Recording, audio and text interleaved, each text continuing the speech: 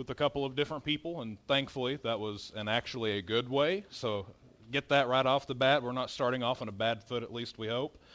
One of the things that I've always kind of tried to do was kind of give people little tastes or give them little hints of some things that I've discovered along the way in my readings or in my studies. And one of the things I had mentioned last week that you could actually find, or I guess last time I spoke last month, I had said something kind of in passing, but I wasn't actually able to provide any substance to where you could actually find it or how you could see it. And for me, I've always been able to be one, at least in hope, that I could at least show you exactly what I mean or where this is at. And that's kind of what we're going to be doing again this morning.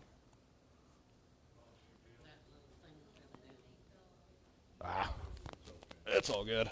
I'll just remember where it's at and put it on for next time. Now, and part of a way I do need to apologize because I didn't put up where we're going this morning. The good news is if you can find Genesis 1, of course, that's where we're going.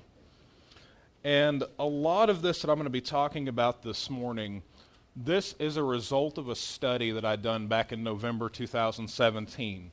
And for me, whenever I think about some of the most major discoveries that I've personally made myself in just my own individual studies, this one pretty much to me is the benchmark. And the reason for that is, I've preached on several occasions out of Luke chapter 24, where it shows that Jesus had revealed himself to the disciples and amongst so many and actually shown them where he could be found in the writings, where he could be found in the prophets, where he could be found in the law, the books of Moses. And it was one of the things to where, for some reason, I just kind of kept going back to that and going back to that and going back to that, because with the disciples and even with Jesus, whenever he would go and preach in the synagogues, as was his custom, and just reach out to other people even outside of the walls in the context of the synagogues, what Bible did he use? Well, it wasn't the Bible necessarily that Paul wrote that a lot of us, helped, that Paul would help write and that we would think of. It was the Hebrew Scriptures. And so I remember just sitting back in November, and it was 1 o'clock in the morning, and I remember just being so blown away that I was actually in the office, and I had tears streaming down my face because, just like Isaiah says, it says that he declares the end from the beginning and the beginning from the end, and his will be established. I got to see this in a whole other way, in a whole other dimension that I didn't know was a thing. Even as a kid who wasn't inside church, I really felt that this book, this God's holy word, that it had reverence to it. And I remember being a little kid, and this is the best way I could think of explaining it, going up to my grandmother's when she lived up in Mountainburg, was she and I would spend time together and we would look at word searches. We would find the stuff that's there, and all you have to do is just find it and just kind of strike it or draw a line or, circle it because you found what's there. And to me, even not being necessarily a believer at a young age who, thought and had reverence towards the Word of God, I constantly use this example. To me, there is such a complexity to it that it could be just as simple as being able to find words on a word search. There's stuff that is evident, it's plain, it's clear, and then there's some things, it's like this Sudoku to where it will blow your mind looking back and forth. You can find so many other meticulous things.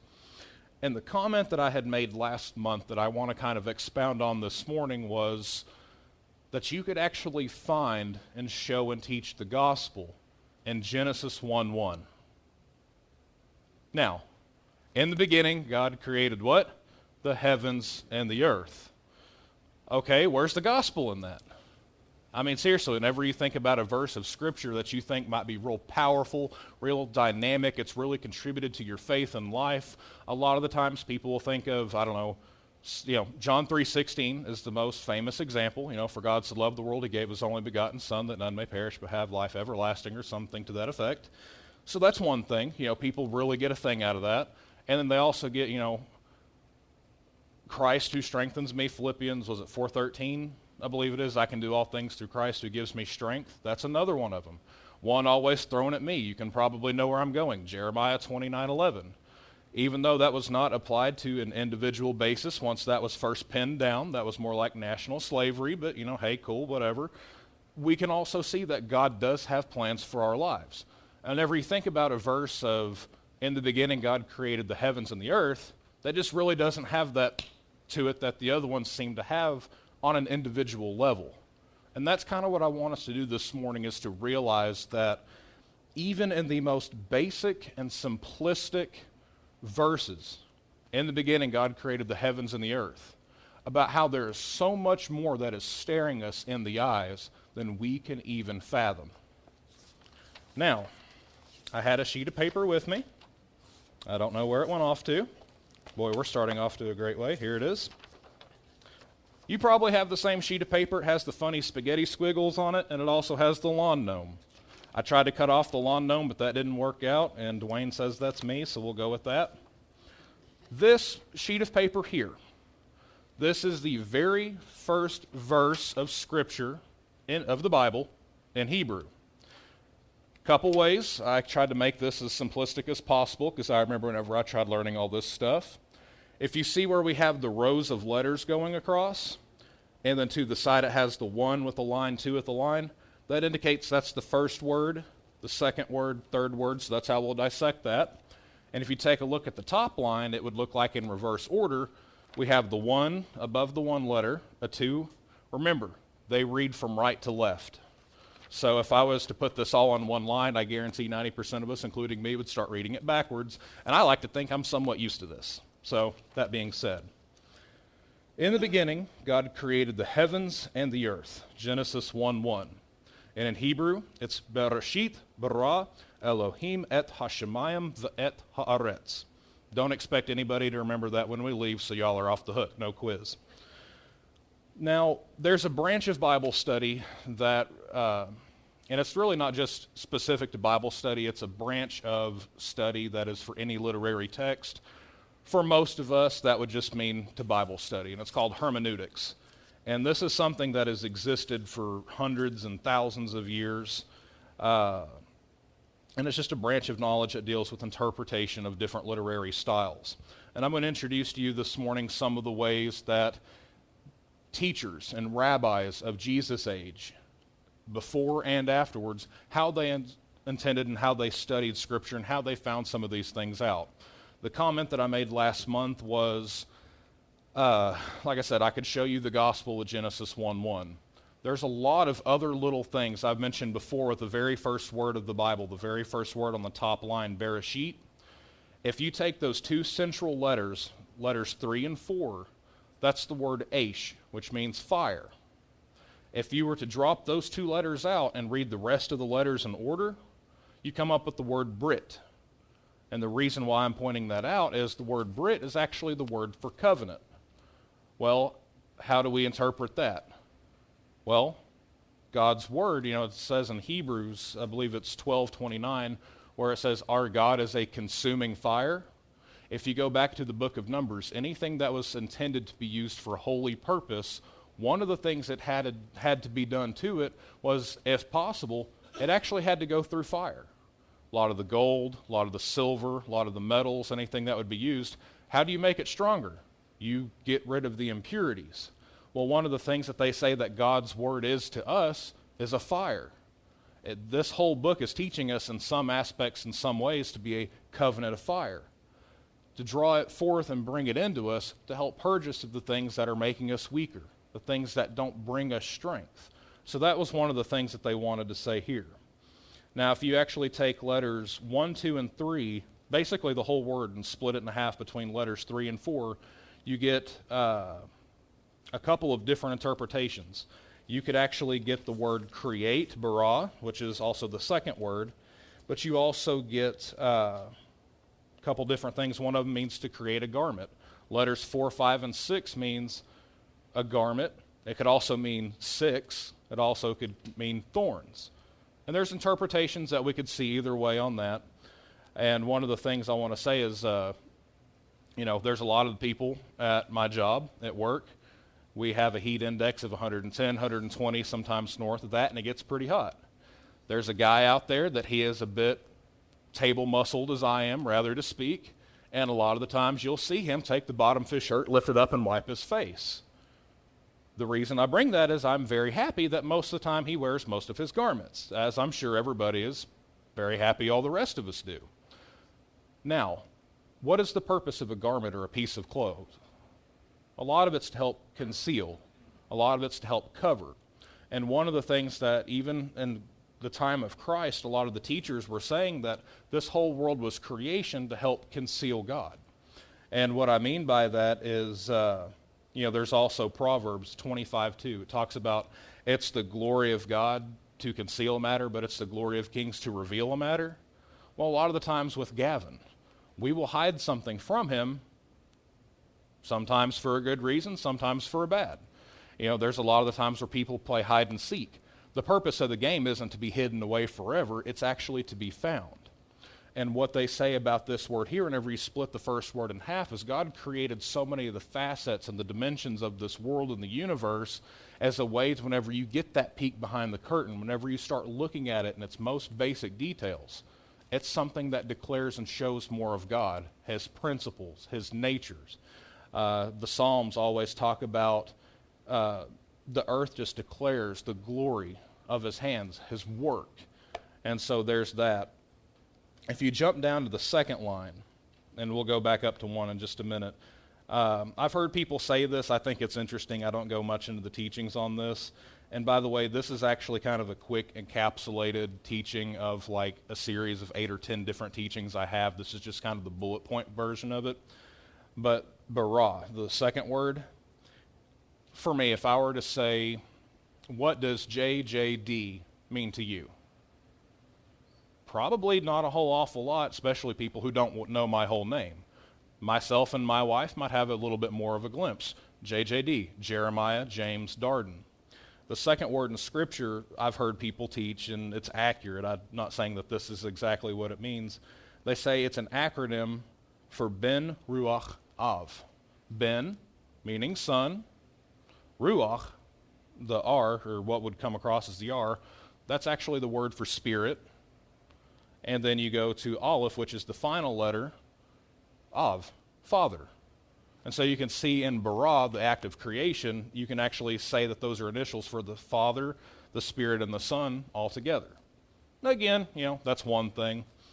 Elohim, that's the third word. That's just one of the many, many, many, many, many, many names of God.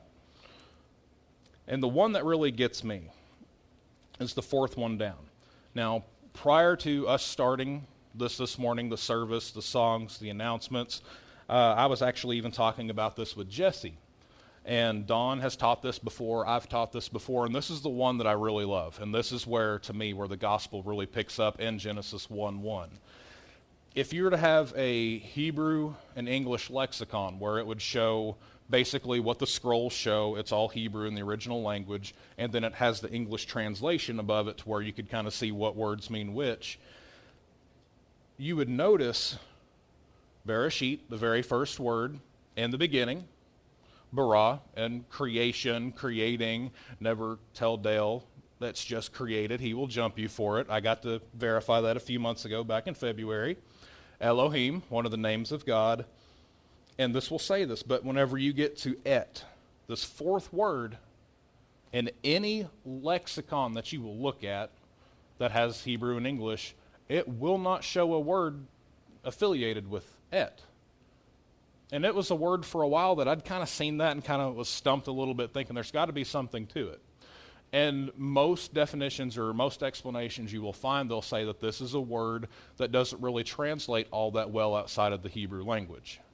Okay, no big deal, whatever, what about it? Well, sometimes it actually helps point out the direct object in the sentence, but it's not 100% its nature. It doesn't do that every single time. I can find several instances where that's not the case. Now, as I've said a few times, the Old Testament was mostly written in Hebrew. The New Testament's a little bit different. It was written in, anybody? Greek. Thank you. Fantastic. If we were to actually translate this word and kind of get something as similar as possible to this is the first letter of the Hebrew alphabet. It's the Aleph. It's also the last letter of the Hebrew alphabet, which is Tav. So it's the Aleph Tav. Well, if we were to actually translate that into Greek, anybody know what that would be? It would be the Alpha and Omega. You can see in the book of Isaiah on a few separate occasions where it's actually said, I'm the first and the last, I'm the beginning and the end, and there's some at least 3 occasions, I think, in the book of Revelation where it says, I am the Alpha and Omega. You also remember in John 1:1 where it talks about in the beginning was the Word, and the Word was with God, and the Word was God, and the Word became flesh. There's a lot of Bible scholars that actually believe this is the Word that they were talking about. It's for good discussion. I'm not going to say that that's exactly what it means, but that's something I think that's kind of interesting, is that the fourth word, the very central word of the entire verse, is what we would consider in our more common vernacular, the Alpha and Omega. So what's the word that comes after it? Number 5, Hashemayim. That's an interesting word. That very first letter that looks like it's a bend with a disconjointed leg, that's the letter known as He. Typically speaking, whenever you see that letter start a word, it means the. Remember, the, to, from, like. Those are words that don't exist in Hebrew. Those are encapsulated by a letter. So if you want to say the cat, you just put the letter in front of it that goes from a generic cat to the cat. If you take that He off of it, you're left with the word Shemayim. The Mayim part is water. That Shin is the letter that represents fire. Whenever you see a lot of old writings that predate Christ, when it talks about biblical study, they'll talk about where you find the presence of fire and water together that represents heaven, because they kind of cancel each other out. But again, to me, in my mind, that goes back to the book of Numbers. If something is going to be purified for services and holy purpose, what? It either has to go through the fire, or since we don't deal well with fire, what do we go through? We go through water. And again, Shemayim, heaven. It's a picture of absolute purity, being as pure as possible. It's where the presence of God is. Of course, it's going to have purity involved with it. So we see the Alpha and Omega in the heavens. Then you go down to word number 6. Now, anybody want to tell me or take a look just for a couple seconds the difference between word number 4 and word number 6? How are they similar? Same letters for the most part. There's one difference. If you take a look, and the funny thing is, whenever you take a look at word number 6 in a lexicon, starting from word 1 all the way down to 6, in the beginning, God of creation, God, in the beginning God created the heavens, number 6, and. They're not translating anything on word number 6 but that very first letter. That very first letter that looks like a spike, that's called a vav. Whenever it is attached to the beginning of a word, that means and whatever follows. Interestingly enough, that vav is attached to the word that we would call the Aleph Tav, or the Alpha and Omega. Anybody have a comment about the shape of the vav? That's actually the shape of a Roman nail. So it's kind of interesting that at first we see the Aleph Tav, the Alpha and Omega, coming from the heavens, and then the second time we see this Alpha and Omega, what's associated with this being? Well, Roman nails. And then that final word, haaretz, that literally is for the earth. And so whenever I was saying last month about how whenever you can proclaim the gospel from Genesis 1:1, that's exactly what this is. It's showing that in different various forms that you can actually, and just to me the words 4, 5, 6, and 7, just 4 out of those 7 words, you can show the gospel. You can show where we have the Alpha and Omega, the author and finisher of the faith, the first and the last, the beginning and the end. We see where he comes down and steps out from his heavenly glory to come to earth to be pierced. They will behold him whom they have pierced. And we've got some different things that I kind of thought supplemented the lesson well, just little verses, things here and there.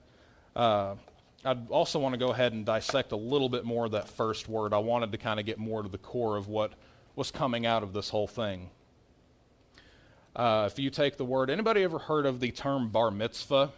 I know that's not necessarily a nice little Christian thing. It's more of a little Jewish thing. But it's a big deal for them Jewish boys becoming a son of the commandment, because that's what bar mitzvah is, son of the commandment.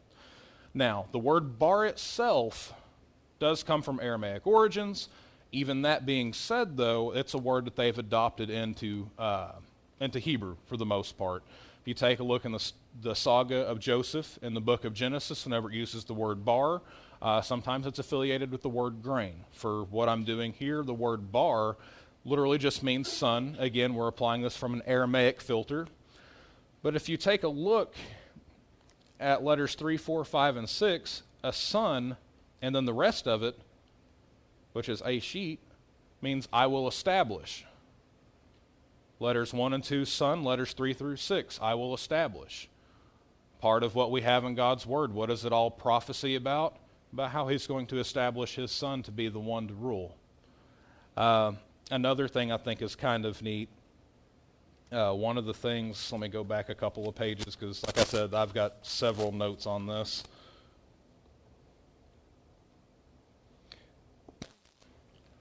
Tell me what they all have in common. Bethlehem, Beth Shemesh, Bethsaida. What do all three of those have in common? Just by listening to the words. Bethsaida, Bethlehem, Bet. Now, the word Bet just means house or place of. So if you go back to that first word in Genesis 1:1, they actually say that that letter represents a house and the words coming out of it. Now, if you go letters 2, 3, and 4, that is the word Rosh, which means head or first. So the head or the first, Rosh, whatever, whenever you do that, you're left with letters 5 and 6, which really might spell something but not much of anything. What we're looking for here is the numeric values of those last two letters, which is 410. So it talks about how the first house that was established. Now, whenever you start going back and thinking about the different houses that were established here, we're not necessarily talking about family lineages. We're not talking synagogues. We're talking about the thing people pretty much equate nowadays synagogue to. And what is that?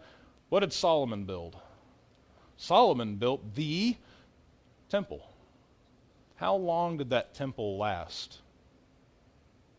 410 years, according to the writings. So it's even showing here that in Genesis 1:1, the very first word of Genesis 1:1, that the first house that was established was only going to stand for approximately 410 years. Now, us being Christians, us being people who believe in Jesus of Nazareth being the Messiah, why is it that we're bringing up things that are more commonly associated or typified with the Jewish realm of faith? Well, whenever you take a look at it, whenever it talks about the Feast of Dedication in John chapter 10 that Jesus celebrated, do you want to know what the word for dedication is in Hebrew? Hanukkah. Whenever we go through and we hear about the Jewish people celebrating Hanukkah, Jesus himself actually went to the second temple in order to kind of celebrate the dedication. One of the things that we find so often of is God is looking for a place for His Spirit to dwell. And I'm not talking about, just in the buildings, just in the churches or synagogues or anything like that. Paul actually starts talking about how we were bought at a price. Talks about 1 Corinthians 6:19 and 20. Do you not know that you're not your own? These are things for which that you were bought at a price. And I've heard people make the comment before, and it's a good little quip, and I don't have much against it except everything that is said about it. And it's the fact that salvation is free. It's not. Salvation is not free. That being said, it's not going to cost any coin out of your pocket. It's not going to do this. It's not going to do that. That's not what I mean by the word salvation being free. It cost Jesus his whole life. And one of the things I enjoyed looking up some of the stuff just to kind of show some scriptures about this is, let's see, where did we have it at? Philippians 2:7. But he emptied himself by taking the form of a servant, being born in the likeness of man. Again, we have the Alpha and Omega who stepped from the heavens down to the earth so he could be pierced for our transgressions. I tell you, one of my favorite things I loved to do back whenever I was more on the youth circuit, whenever I was going around to different youth groups, I would read Isaiah 53, which is, the chapter of the suffering servant. And that's the one where it talks about by his stripes we're healed. And there's so much that's packed into that I love so, so much. And I would go to the different youth groups and I would actually say, okay, pretty common. Noah's Ark. Where was that? Old Testament, New Testament. Oh, it was Old Testament. It was the flood. That's in Genesis. That's easy. Okay, well, Jesus being crucified. Is that New Testament? Is that Old? Oh, that's New Testament.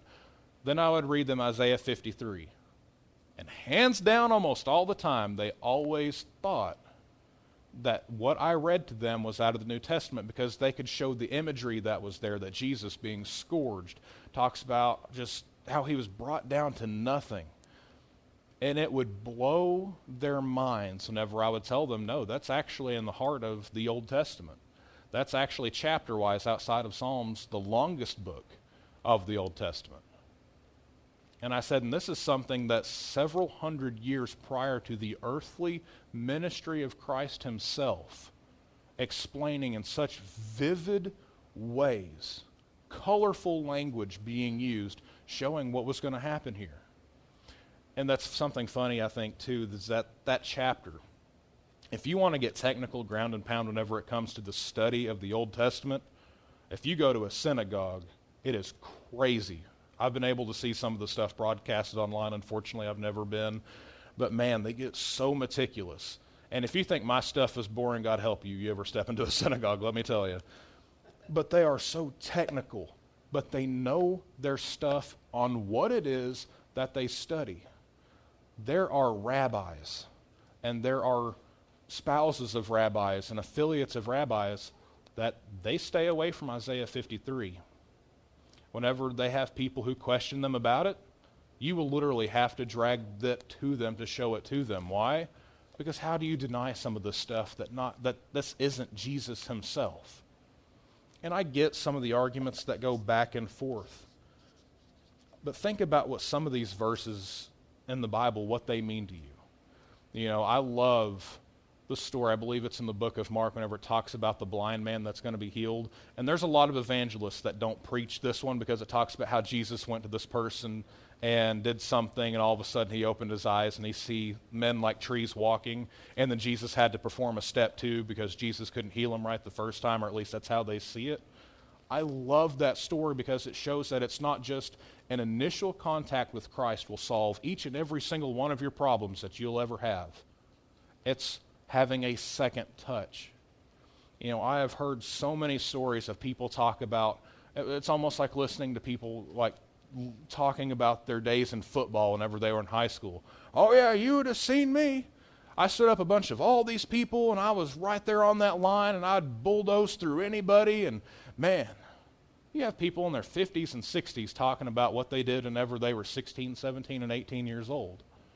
And I think sometimes in the faith we're the same way. We talk about the summer camp that we went to and how God just blessed the socks right off us with his spirit and his presence, and it was just so amazing. I can proudly say the closest I have ever felt to God in my life was not at a church camp, and that is not a dig at people who have. That's their story. One of the things, and you can ask Jonathan, you can ask Chance, you can ask Destin, they've heard my story time and time again. One of the reasons why I think church camp is so successful for the week that it happens is it pulls kids away from their environment. The youth group that I was a part of, we had some roughneck children. You know, to say that I was a roughneck child growing up probably doesn't fit the bill too much. Some of y'all know the story. One of my earliest memories is literally my sister proclaiming that she wanted to kill my father and meant every syllable of the words that she said. That is not a proud part of my history, but that really aligned my psyche to think I see what hell is in some ways. I may not have seen the whole encompassment of what hell really truly is, but just that little snippet of it alone made me crave the normalcy of Christ that I received about 10 years after that fact. Other kids had it a whole lot worse than I could even imagine. I remember there being a young girl that came to the study one night in Muldrow, and the youth pastor teed it up to where she would give her testimony. And basically, by the time she was 16, she had given birth to 2 children, and neither child was still with her. And out of respect for the kids that we have here this morning and everybody else, I will not tell you in detail what had happened, but I can tell you it is one of the most horrific things that I have ever heard uttered in my life. Why was camp so successful? It pulled us away from the realities of hell that we lived in, to where we were grouped together for a specific purpose for 5, 6, 7 days, however long, to where we could worship alongside one another. We could discuss. We could talk. We could receive counseling. We got to know who Jesus was by being at the feet of the cross every meal, every day, every activity. And thank God that God gave me the wherewithal to notice that pattern while we were at camp, to be able to execute that, bless you, in my normal life outside of camp. It's a tragedy to think that the closest that we could be to God was the one week we really didn't have a choice. And to me, if it's like people who go on these diets talking about, you and I talked about a church in Van Buren a while back about how they did the Daniel diet, which is totally different than what the real Daniel diet is in some ways, but that's beside the point. But they talk about how good they feel and how great they feel and how it's just doing them wonders. And then about a week later, they have the same resolve as I do and get hooked back on those cheeseburgers, and it's all over once more. If it's really edifying you, if it's really giving you strength, if it's really doing all these things, why not keep with it? That's something that we can do. And I had the same mentality of getting out of camp as we had Jesus. Why not keep with it? And like this whole thing that I presented this morning about how in the beginning God created the heavens and the earth. How do you find Jesus in that? In English, you're not going to find it. In Hebrew, it's all over it, especially whenever you know the Messiah. Is that a requirement that you have to have your ticket punched in heaven, that you've got to know this information? No, it's not. But it's one of the things whenever you are faithful, whether it is the Spirit guiding you into looking into the Hebrew side of things, looking into the Greek side of things, just ministering to other people. It's not just sitting about behind a desk and archiving so many hundreds or thousands of hours in a year. It's being exactly who Christ has called you to be and allowing him to move through you to every single person who needs that. There's not a single person who is so gifted they don't need the help of Christ. Every single person, even at their best, still fails. And that's just one of the things to where I see it here. You know, I can have conversations. We've had a new supervisor that got hired on at work, and he goes to one of the most well-known churches here in town, and he came in, and you could tell there was something about him. He was like, man, I've been here for about a month. I love this job. I'm like, okay, number one, you're already annoying. Number two, not really. It's just like you haven't been on the job long enough. I did the supervisor gig for 2 months. I get to be a grunt tomorrow, and it's going to be the best day of my career there.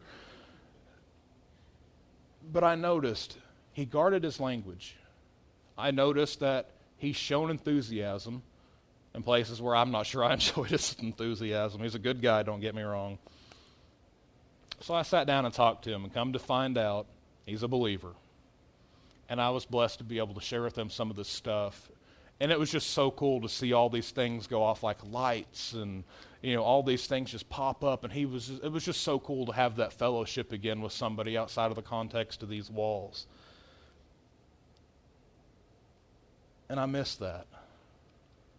You know, for years, you know, we talked about how the guy who helped bring me to Christ, Harville, he was a good guy. We got on each other's nerves. That's because we almost lived together for a while. I'd always bug him with all sorts of biblical questions. His grandfather was a pastor. Who better to ask? Probably his grandfather. And then after Harville, it was my friend Daniel. And some of y'all might remember Daniel. He just got engaged this past week to his longtime girlfriend. So hooray, Daniel, who may never hear this. And then he was the one who for years that I'd talked about how he got out of a really bad situation. His mom and dad were super involved with drugs. His mom turned his father into jail. His dad found Jesus whenever he was in jail. And a long story short, he and I were both basic beginning believers. And one of the things that I remember that really blessed the two of us is we came to the realization, whether it's Jeremiah Darden, whether it's Daniel with his last name, whether it was Chance Carey or Jonathan Everett, it was a thing to where we're not starting off any different than Billy Graham started. And that was with the decision to follow Christ. And I may not be somebody who gets millions and millions of souls won for the Lord. You know what? If that's what Billy Graham done, fantastic. That builds the kingdom. He done it faithfully. But nobody ever really talks about the guy who helped win Billy Graham himself to the Lord. And there's going to be a lot of names that are going to be on the backdrop of things, but you never understand the influence of what you have and how you influence others. It's just like the same thing with this new supervisor. He's being paired up with some individuals who they're good teachers. They're also people of the faith. I had Harville for some time. I had my friend Daniel. Then for a while it was Jonathan and Chance. Then for a while it was so-and-so, and it moved on to so-and-so. And I just think of so much. I've told my testimony time and time again here, and everybody knows the story that 51, 53 days after graduating high school is whenever I met my wife. And I just think about how I met her because my biggest ambition was being able to share Jesus with so many other people. Basically anybody who would allow me the chance that we had that common faith, we would just spark. We would ignite with one another, and we would begin to dig and seek. And I remember something as simple as it sounds, me and Daniel, one of the things he and I done is we started researching the priesthood. Now, neither one of us were super serious about the faith in the entire year before, but we were digging into the priesthood in the New Testament. And it was something we loved. And then with where we're at now in our life, that pair that I have now is obviously with Destin. And just thinking back about how some 8 years and change ago, we met to where, we're married. We've been married for 6 years. We have Gavin. We've got another one that's on the way. It's tremendous. And I can't help but think about how everything going back to it is just being faithful to Christ. And again, it was power plant verses, Christ gives me strength. It was knowing that there's a plan and determination that he has for us. And it was the fact that, meeting her meant so much to me. Maybe not in the beginning. We got on each other's nerves and we tried to do everything we could to not make that happen. But I just remember the summer vacation that we had. And it was the one where Jonathan and I, we went up to New England. And my whole thing that I wanted to do there was just study. I wanted to go find sea glass. If somebody gets some of those glass bottles that get busted up in the jetties and out in the harbor, it kind of gets worn down. And I remember having the Bible verse that you'll find me and you seek me with all your heart. I applied that to God, and I applied that to finally finding some sea glass because I went a few years before and couldn't find any of it. But my stepdad found it all the time. And I remember seeking, just looking and looking and looking, and then I finally found a whole bunch of it I brought home. But I remember that entire time there, I couldn't get peace with what was going on. I would try to read the Bible. I would try to study, and I couldn't get peace with it. And long story short, it came down to me purposefully ousting Destin about telling her that, I just didn't want to talk. And I thought at that point in time that I couldn't study because every time I tried to study, I would think about her. The chick that I annoyed and who annoyed me every bit as much. And then finally I'm like, all right, Lord, I get it. I understand. You're wanting me to apologize to her. So I apologized, and some few years later, here we are. But like I said, every facet of life, I would be at work at a brick plant, just trying to fill time. So what would I do? I'd study the scriptures. And I discovered this whole thing about that Alpha and Omega, about the Aleph Tav, and found him plain as day in the text that we don't normally see because we don't find that in English. Christ was there. That summer I graduated high school, building and repairing in relationships, Christ was there. I've seen it personal. I've seen it professional. I've seen it to where I told everybody here the first month that I was in at work that after the first month, it was December, and there was a lady that said, hey man, I remember that you have a son who's in school, right? And I said, well, close, he'll go in this next year. And then she said, I was wondering what kind of cheap drinks can little kids, we have to provide snacks, and I was wondering what I could do I've got $10 and I just paid off all my bills. Well, this was a Friday, she paid all of her bills and she didn't get paid till next Friday. Then the teacher sprung it up on her that, hey, you need to bring snacks for 30 little gremlins.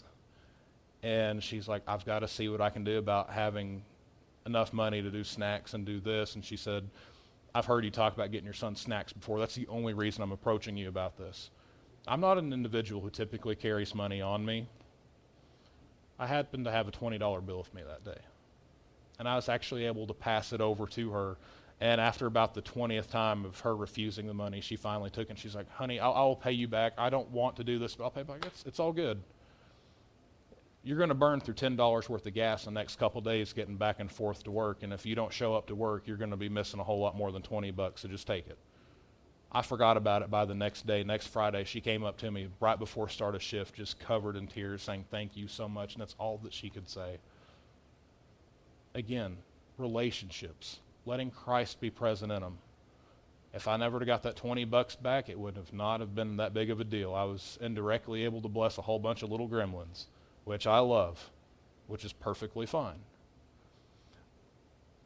In closing with this, I remember Rick Wilkins, Destin's original pastor, the one up in Van Buren, talking about how everything that we do, we should see Christ in us. If we can't see Christ doing A, B, C, X, Y, Z, is that something that we really need to go out and do? I mean, simple enough. But he talked about having this regal spirit within us, about how, we have the spirit of royalty within us whenever we have Christ with us. And he started talking about how doing everything with excellence. And one of the things he brought up was making sure that you take your shopping cart at Walmart and return it back to a cart corral bin. And I just thought that was funny because I had been asked before if our salvation, if we didn't bring a cart back to the cart corral, if we would go to hell over that. I don't know why that's something that's stuck with me through the years, but it has. But just remember, in everything that you do, it has a lasting impact and it has affluence on everybody else. And again, word searches and Sudokus are worlds different from one another.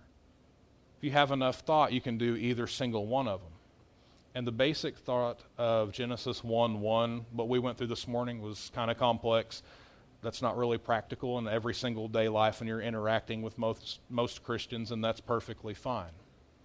But even as something as simple as Genesis 1:1 saying, in the beginning God created the heavens and the earth, and finding that within it there's the blueprint of the gospel of Jesus coming to die for us, and then he'll come back again on the earth. In the beginning God created the heavens and the earth, and that's all there. Imagine these underlying subtleties and influences that your decisions have on other people when you do them for Christ. Sometimes you're going to be the only Bible that people will ever read. Make it count. As much as it is within you, be peaceable with one another. Have peace with one another. There are some individuals that, with my couple-month tenure at the company, where I was playing interim supervisor, I needed a whole lot of Jesus, people. I needed a whole lot of Jesus. Some days it was a lot more simplistic than others. There wasn't a lot going on. Some days it took everything within me to not bring them to the office and let HR deal with them. Not a big deal. I just hope that between here, that y'all see me doing my speaking and teaching here, can really match up with what's outside of there. Because Christ is in me, and Christ is in you, and let that be the thought on everything that we do whenever we communicate to the community. Father, thank you so much.